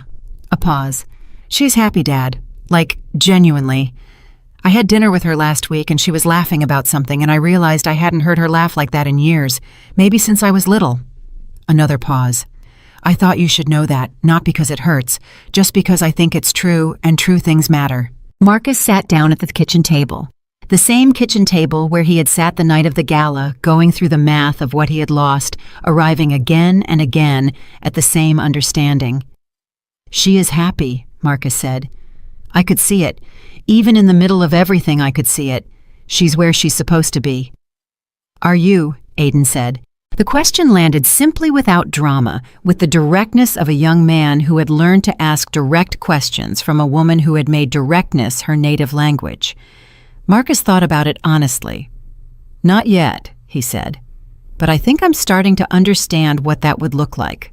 For the first time in a while." Aiden seemed to accept that. They talked for another 20 minutes about law school applications, about a professor Aiden was frustrated with about Thanksgiving logistics. And when the call ended, Marcus sat at the table for a long time with the phone in his hand and the quiet of the apartment around him, and something in his chest that was not happiness exactly, but was adjacent to it.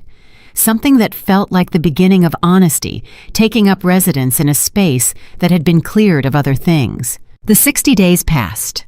The response came on a Thursday afternoon in January in the form of an email from Patricia Huang to Sandra Cho and copied to Marcus. It was formal and brief. The Ashbourne Trust was advancing 3 firms to the second round of the competitive process. Marcus's firm was one of them. Sandra appeared in his doorway 30 seconds after the email arrived because Sandra had been monitoring her inbox with a vigilance that matched Marcus's own. "Second round," she said. "Second round," Marcus confirmed. She allowed herself a small, controlled smile. "The section on community investment alignment," she said. "I thought it was a risk." "Everything worth doing is a risk," Marcus said. She nodded and went back to her office. Marcus sat with the email open on his screen. He read it 3 times. Then he closed it, and he opened a new email. And he thought for a moment about whether this was appropriate. And then he typed, "Evelyn, wanted you to know we made the second round. Thank you for the genuinely competitive process. I meant that. Marcus." He sent it before he could talk himself out of it. She responded 11 minutes later. 4 words. You earned it. Good luck. He sat with those 4 words for a moment.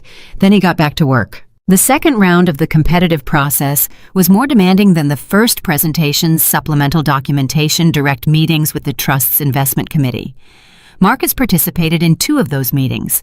Evelyn was not in the room for either of them, which he took to mean she was being scrupulously careful about the line between her personal history with his firm and the professional integrity of the process. He respected that. He would have done the same. The third meeting was different. He arrived at Ashbourne's offices on a Wednesday morning in February, prepared for another session with the investment committee. He was shown to a conference room. He set up his materials. He waited. The door opened and Evelyn walked in. She was not alone. 2 members of the committee were with her, but her presence in the room changed the texture of it immediately, the way her presence always changed the texture of rooms. And Marcus understood in an instant that this meeting was not the same as the previous 2. Mr. Hale, she said with the formal warmth of a professional acknowledging a professional. Thank you for coming. Dr. Moore, he said. Same register. Thank you for the time. They sat.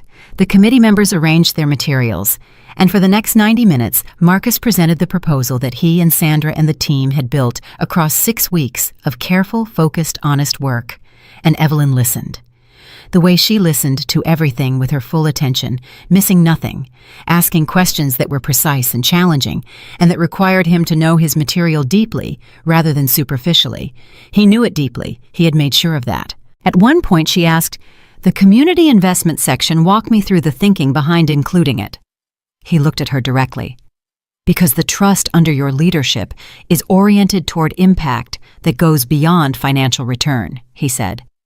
Any firm that comes in here and presents itself purely in terms of legal efficiency and billing structure is telling you they haven't understood what you're actually building. We have understood it. That section is the evidence. A pause. She looked at her notes. Then she looked back at him. And what are we building? Something permanent, he said. Something that lasts past the original circumstances that created it. Something that reflects the values of the person at the center of it. He paused. That's what the community investment alignment supports, not as an add-on, as the core. Evelyn was quiet for a moment. The committee members were making notes. Thank you, she said finally. And the way she said it was professional, appropriate, contained, and also underneath all of that genuinely meant. The meeting ended. Marcus packed his materials. The committee members filed out. For a moment, just a moment, he and Evelyn were the last 2 people in the room. She looked at him. He looked at her. Neither of them said anything. There was nothing that needed to be said that had not already been said in offices and hallways, and one honest conversation that had rearranged things permanently. She nodded once. He nodded back. And then she walked out, and he gathered the last of his papers, and he left. The decision came 3 weeks later. His firm was selected as the primary legal partner for the Ashbourne Capital Trust under the new framework. Daniel called him before the official notification arrived. He had heard through the network that moved information in this city faster than formal communications ever could. We got it, Daniel said. Full primary partnership. Marcus sat at his desk and felt something move through him. Not the kind of triumph he would have felt years ago, the loud, self-confirming satisfaction of a man who had won and wanted everyone to know it. This was quieter, more honest. The particular satisfaction of something rebuilt carefully after being broken, which was different in quality from something that had never been broken and better in some ways, because it was built with full knowledge of how things could fail. Good, Marcus said. Tell Sandra, she drove most of this. I'll tell her, Daniel said. Marcus, this was you, the community investment section, the meeting last month. Whatever you walked in there with, it landed. Thank you, Daniel, Marcus said. He ended the call. He sat for a moment. Then he opened his email and typed, Evelyn. I heard. Thank you for holding the process to its word. We'll do good work. Marcus. Her response came an hour later, longer this time. She wrote, I know you will. The section on legacy impact was the strongest submission we received. I want you to know that the decision was made by the full committee on merits, without my influence on the outcome. But I'll tell you honestly, when I read that section, I thought about our kitchen. The Tuesday evenings when I was at the table working and you walked past and didn't ask. I wrote a note in the margin that said he's finally looking. Evelyn. He read that email 4 times. Then he saved it. He did not respond immediately. He sat with it with the image of Evelyn reading his proposal, in some office writing that note in the margin, thinking about the kitchen, with the particular texture of a thing that had come full circle without resolving into anything simple, without becoming a reunion or a reconciliation or a clean ending, but becoming instead something true and adult and complicated in the way that real things between real people were always complicated. He finally responded, "I am finally looking." Better late than never, I hope. Thank you, Evelyn, for all of it. She did not respond to that one. She didn't need to. The months that followed were different from the months that had preceded them. Not dramatically different, his days still looked mostly the same from the outside. Work calls, meetings, the steady professional rhythm of a man managing a firm, and its relationships and its obligations.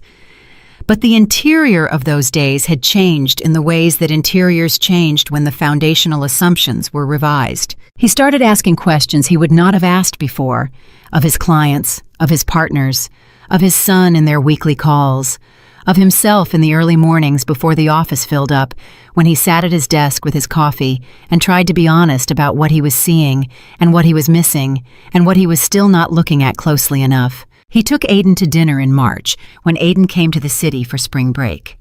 They went to a restaurant in the West Village that was neither impressive nor disappointing, just good, and they sat for 3 hours talking in the way that Marcus had not talked to his son since Aiden was young enough that conversation had been simple. "I want to ask you something," Marcus said halfway through the meal. "You've been saying that all night," Aiden said. "Just ask." Marcus looked at his son, 22 years old. His mother's jaw, his father's eyes, something in his manner that was entirely his own. "When you were growing up," Marcus said, "did you feel like I was paying attention?"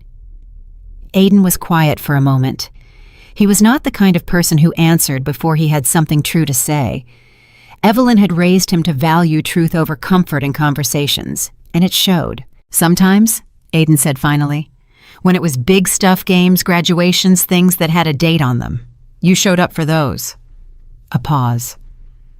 "The smaller stuff, the regular Tuesday stuff, I don't know. I think you were there, but I don't know if you were watching." Marcus nodded. He had expected something like that, had perhaps needed to hear it. "I'm working on that," he said. Aiden looked at him. "I know you are," he said. "I can see it." A pause. "Mom can too." "Your mother doesn't need to see anything from me," Marcus said. "No," Aiden agreed. "She doesn't need to, but she does. She told me she thinks you've changed." He met Marcus's eyes. "She said she hopes it sticks." Marcus picked up his glass. He thought about Evelyn at the front of the ballroom with the microphone, about the kitchen and the Tuesday evenings, about the filing in the database that had been right there for 14 months, about the note in the margin he's finally looking. "So do I," Marcus said quietly. The Northline Children's Wing opened on a Saturday in April, under skies that had been threatening rain all week, and had at the last minute relented into something clear and cold and bright. Marcus knew about the opening because Aiden had mentioned it, and because it had been covered by 2 papers and a legal industry publication that followed the Ashbourne Trust's philanthropic activities. He had read all 3 pieces. He had read the quotes from Evelyn, who had spoken about the purpose of the wing, a pediatric care and education center attached to a children's hospital in a neighborhood that had been underserved for decades, in the same clear, precise language she brought to everything. He had not been invited. He had not expected to be. He went anyway, not to the opening ceremony itself that was not his right, and he understood the difference between what was his right and what was not, which was a distinction he had not always understood clearly enough. He stood on the sidewalk across from the building in the cold April air with his hands in his pockets, and he watched. He saw Aiden arrive with a woman Marcus didn't recognize, Aiden's girlfriend apparently, which was something he was going to ask about later, because that was the kind of thing a father who was paying attention noticed and followed up on. He saw Richard Ashbourne and Dana and Gerald Wynne and several people from the gala in October. He saw members of the hospital's board and a cluster of people who might have been from the community organizations involved in the project. And he saw Evelyn. She was standing near the entrance talking to a group of people that included several children. Actual children, small and squirming, and delightfully unimpressed by the formal significance of the occasion. She was crouched slightly to be at their eye level, which was something Marcus had always remembered about her, the way she always adjusted her physical presence to be appropriate to whoever she was with, always made the other person feel like they were the center of the conversation. She was laughing. Not the careful professional laugh of the gala, something real, unguarded, full. The laugh of a woman standing in the place that her years of work had built and finding that it was exactly what she had meant it to be. A man stood near her, not touching, not possessive, just close in the way that people were close when they were genuinely comfortable with each other. Marcus didn't know him. He was perhaps 60, calm-looking, with the manner of someone who was entirely at ease in his own skin. He said something to Evelyn, and she turned to him with the particular attention she gave to things worth attending to, and she smiled in a way that Marcus recognized as entirely real. He stood on the sidewalk and watched, and he did not feel what he might have expected to feel. Not jealousy, not loss. Something more complex and more honest than either of those things. A recognition. The particular recognition of a man who had finally learned to see something clearly, and who was seeing it clearly enough to understand that what he was looking at was a good thing, and that the goodness of it was not diminished by the fact that he was seeing it from the outside. She had built this, all of it. The trust the wing. The life she was standing in the middle of the laugh. She was laughing the man beside her, the children at her eye level. She had built it in the years when Marcus had not been watching, and in the years after when she had taken the education the marriage had given her and turned it into something permanent. He was not a part of this life. He had not earned a part of this life. But he had learned in the months since October to respect it the way you respected things that were genuinely great, without needing to own them, without needing to diminish them because they existed without you. He watched for another few minutes. Evelyn stood up straight and turned slightly, and for a brief moment, her eyes moved across the sidewalk across from the building, and she saw him. He didn't hide. He didn't step back or look away. He stood in the clear, cold April air, and he held her gaze. She looked at him for a moment. Just a moment. Her expression was impossible to read from this distance, and he didn't try to interpret it. He simply looked back, and then she nodded. Once. A small, clean nod that said, "I see you," and that said, "I know why you're here," and that said nothing more and nothing less than what it needed to say. He nodded back. She turned and went inside with the children and the board members, and the man beside her, and the doors of the Northline Children's Wing closed behind her, and Marcus stood on the sidewalk in the quiet aftermath. He stayed for another minute, maybe two. Then he put his hands deeper into his pockets, and he turned and he walked. Not a way that wasn't quite the right word for it. Forward. In the direction of the life he was still building, the version of himself, he was still becoming the slower and more honest architecture of a man who had finally learned that presence without attention was nothing, that achievement without understanding was hollow, that the most important things in a life were almost always the things you had been walking past without seeing. He thought about the document on his computer, the one he had started writing the night after the gala in his office. In the blank space, the completed proposal had left. He had been adding to it intermittently since then, not a story exactly, and not a journal, and not anything he had a specific plan for.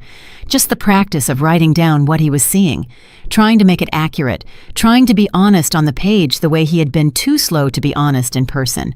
He had pages now, more than he had expected. He would add to them tonight.